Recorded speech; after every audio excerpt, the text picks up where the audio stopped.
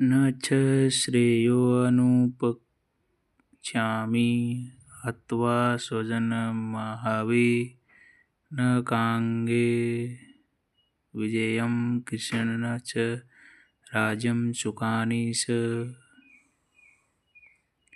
हे कृष्ण, इस युद्ध में अपने ही स्वजनों का वध करने से न तो मुझे कोई अच्छाई दिखती है और न ही मैं उससे किसी प्रकार की विजय, राज्य या सुख की इच्छा रखता हूँ। किं नो राजेन गोविंद किं भोगैर्जीवितेन वा येषामर्थे काङ्क्षितं जो राज्यं भोगा सुखानि च त इमे अवस्थिता युधे प्राणांस्त्यक्त्वा धनानि च आचार्यः पितरः पुत्रस्तथैव च पितामहः मातुलाः श्वशुराः पौत्राः श्यालाः सम्बन्धिस्थिताः एतान् हस्तुमिच्छामि धनादपि मधुसूदन अपि त्रैलोक्यराज्यस्य हेतोः किं नु महीकृते निहत्य धृतराष्ट्रस्य का प्रीतिः स्याज्जनार्दनम्।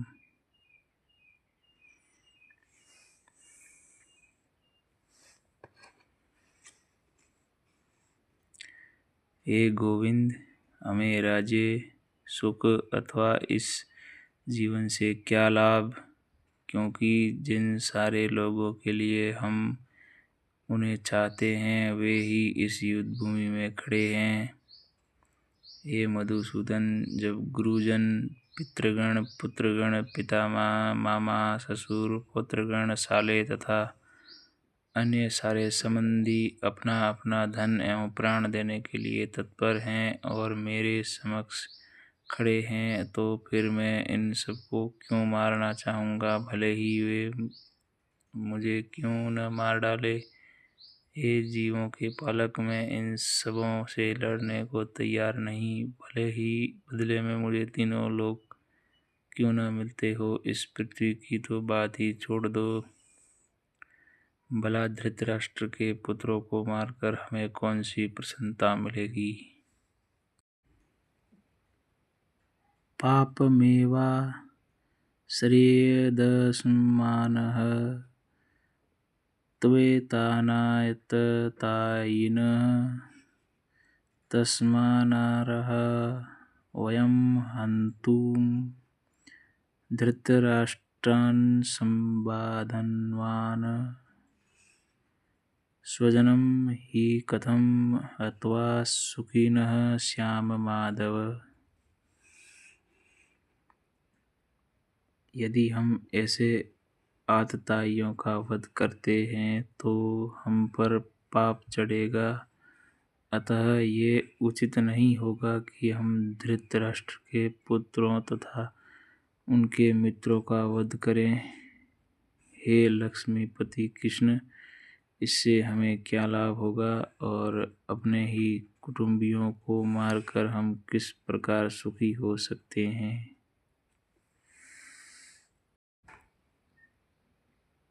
यद्यप्येते न पच्यन्ति लोभोपहतचेतसः कुलक्षयकृतं दोषं मित्रद्रोहे स पातकं कथं न ज्ञेयमस्माभिः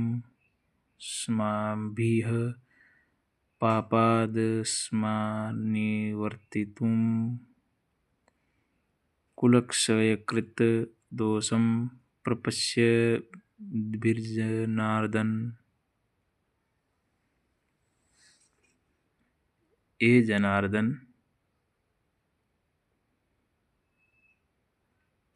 यद्यपि लोभ से अभिभूत चित्त वाले ये लोग अपने परिवार को मारने या अपने मित्रों से द्रोह करने में कोई दोष नहीं देखते, किंतु हम लोग जो परिवार के विनष्ट करने में अपराध देख सकते हैं, ऐसे पाप कर्मों में क्यों प्रवृत्त हों।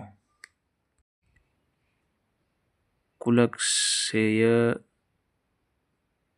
प्रणश्यन्ति कुलधर्माः सनातनाः धर्मे नष्टे कुलं कीर्तनं धर्मो अभिभवत्युत।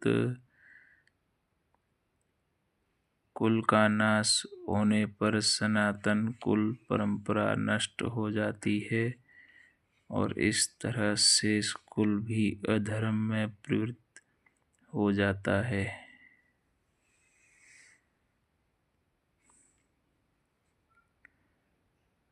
अधर्माभिभावत् कृष्ण प्रदूष्यन्ति कुलन्त्रियः स्त्रीषु दुष्टासु वर्णेच जायते वर्णसंकर।